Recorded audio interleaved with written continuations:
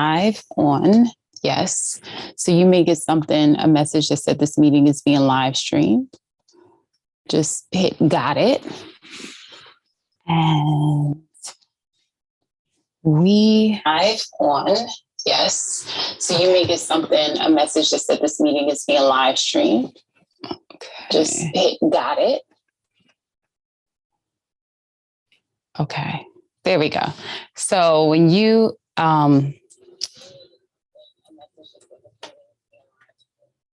hold on, gotta mute it. Okay.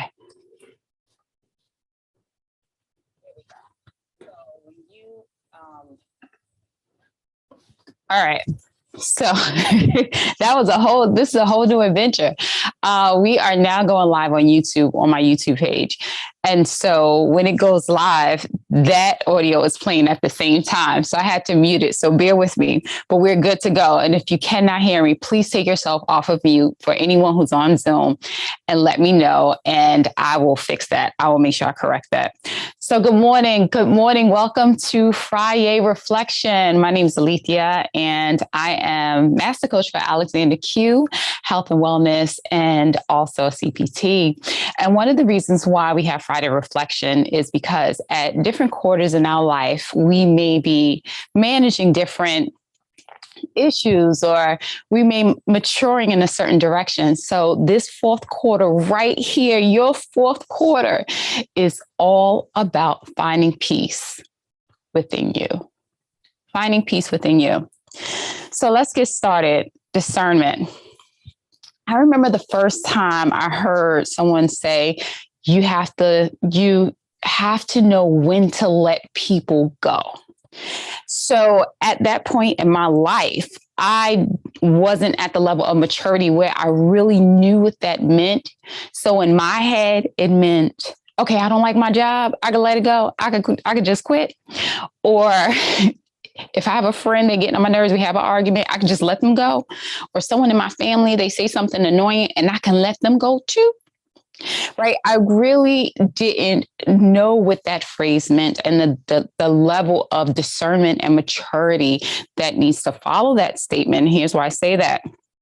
Because what happens when you are the one who's being released or let go? I remember the first time a good friend released me without explanation. I didn't identify it with the feeling that I had with being hurt, but I felt more confused. I felt more confused. And the first question was, well, what did I do? Right? Because this friend had just out of thin air, just gone, right? So what did I do? But then later the question was, well, how did we get here? And what followed that was, when did I do something wrong? I had no idea where it had come from. And so in putting myself in that position, I wanted to explore that today and then shift our thoughts around this idea of discernment and letting people go. So when that friend let me go, my surface feelings, my faux feelings, what I thought it was that of being criticized or judged. That's why my first question was, what did I do? But what I really felt at the heart of that was vulnerable. I felt like anyone could come and go as they please because I didn't get an explanation. We didn't have a talk. There was nothing to it, right? It was just, they released me. And what was my underlying need? What did I really need at the heart of that? And that was just self-assurance. That's to know I am okay no matter what. I am powerful. I am a child of the Most High God. But at that time, I didn't know it. I was in a state of shock and confusion at being let go from this friendship. So what are the circumstances when we have those types of feelings? Well, one of the circumstances is, one of the triggers is, it could be our current circumstances, right? Maybe at the time we're feeling out of sorts. Things are not going as we planned or as we want to, and we are just feeling out of sorts. And then we get hit with, maybe they let you know I'm releasing you, or just no return phone calls at all, right? And at the present moment, that could also be a trigger, whatever is going on at the present moment, the present circumstance, right? Again, this friend is letting me go, and I'm just trying to handle that and understand that.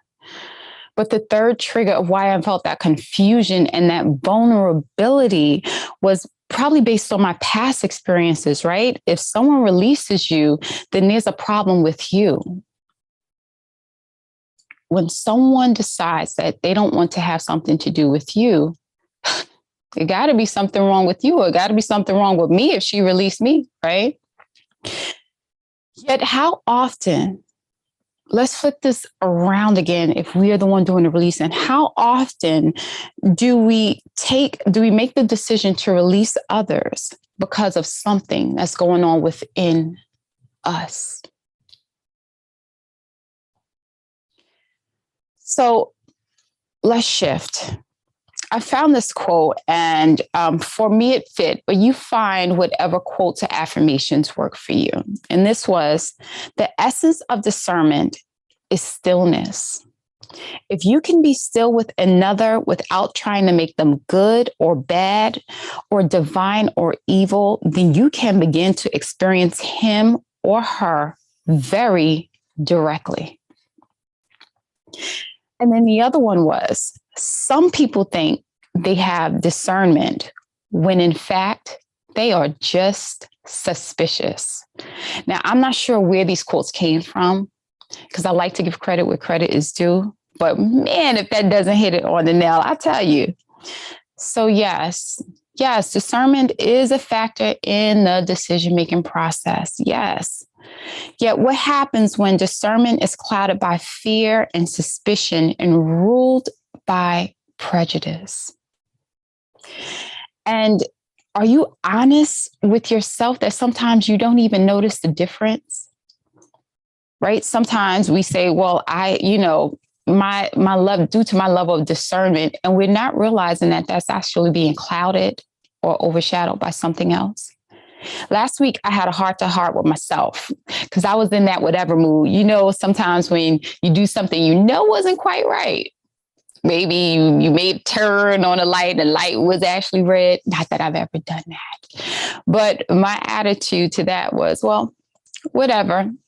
Right. I had that whatever thought. And immediately I checked myself. I did a scan of what I was truly feeling and my intentions. And upon that self-reflection, I had to admit, like, girl, now this is what you were really feeling. Maybe let's use that red light as an example. Again, that was me. But you were scared. If a cop's lights came on right behind you, you'd be sitting there shaking as you pulling over to the side. You didn't feel totally good just doing that right now, right? And oftentimes when we take a step back and we do that self-scan, we realize that our level of discernment was actually clouded by something, right? So what's great was that in that moment, I was by myself. I was in my own head. It was just me versus me, right? But what if it were an active real life scenario? What if instead of what I was thinking, I actually responded with to someone, maybe a friend, a family member? We were in a heated discussion and I just responded. Maybe I said, you know what, this is it. I don't want you in my life anymore at that particular point, because that whatever was not only here, but it came out of here. And I didn't use my discernment. It was being clouded, right?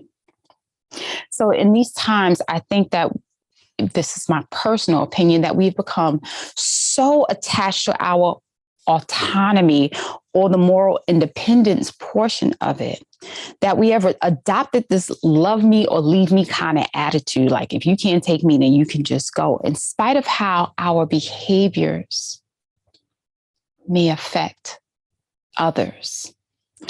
And this is not one of those this generation kind of talks, right? That has been that attitude of, well, you can love me or leave me, has been around for a long time. And I'm not saying you should tolerate people who disrespect you. I'm not suggesting you tolerate people who ignore your boundaries. But what happens when, with this autonomy, we just abandon that moral independence portion of it? How in alignment are you to your spiritual development if you can easily abandon the gift of discernment and simply rely on judgment and prejudice, managing the heart of someone in a carefree and less humane way? We cannot abandon that. We must realize that when we are not using discernment and we just flippantly make comments, we are not only managing our own words so we think, but we're also in charge of managing the heart of others. We don't know how those words are going to land on them. And that we should always feel like we're responsible for how someone feels and how someone takes it. And I'm not putting that on your shoulders. But I'm just asking you to examine that when it's not coming from the right place. And you know when those times are. You truly do. So again, today is all about shifting and making peace within you, responding from your place of power. So let's take a moment to just reflect. My mentor always say, eat the meat, spit out the bones. What works for you, works for you. Okay, so we're just going to take a couple of minutes. So find stillness, find comfort. You're rooted from the base of your spine to the crown of your head. Becoming relaxed, still, present right in this moment right here. Present within your body. Allowing that racing mind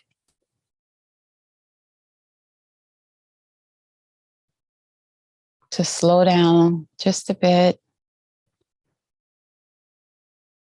and to bring you right here to your body.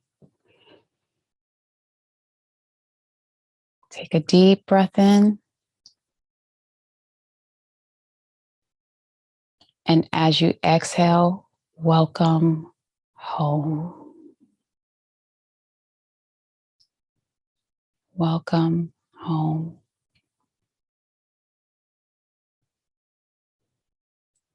And now connecting with our breath, take another deep inhale.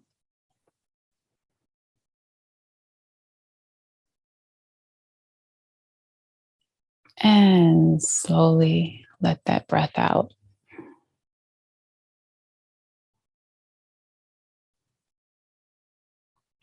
Now this time, inhale for 4 counts and hold for 4 counts. So inhale, 4, 3, 2, 1.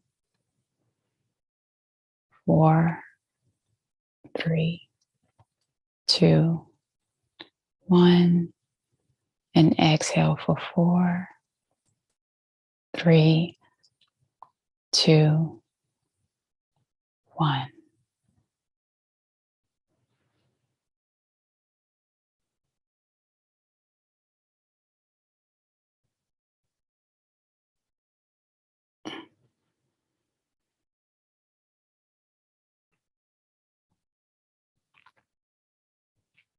Bringing your lips together, breathing simply through your nose.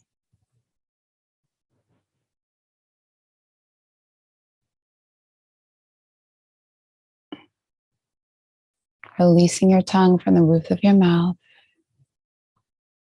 and any tension between the eyebrows.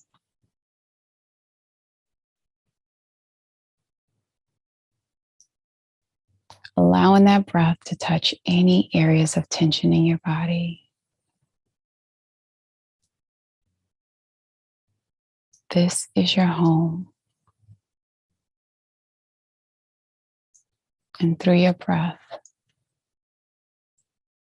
you can cleanse any areas of tension.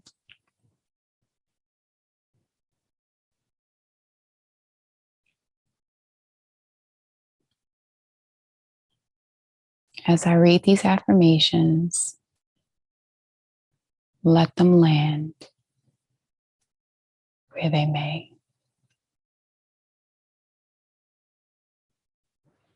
Breathe. Love and peace surround me at every moment of my life. Inhale that in. And exhale.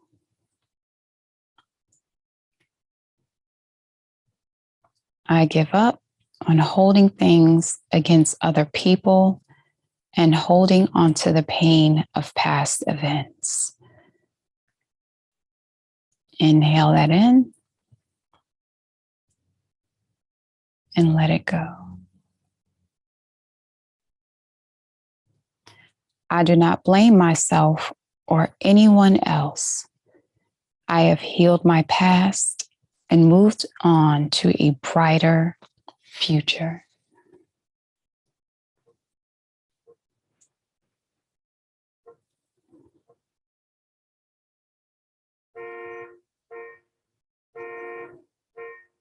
Inhale that in.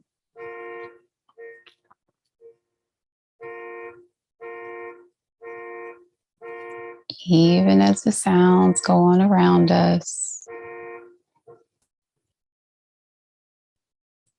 finding peace in this moment.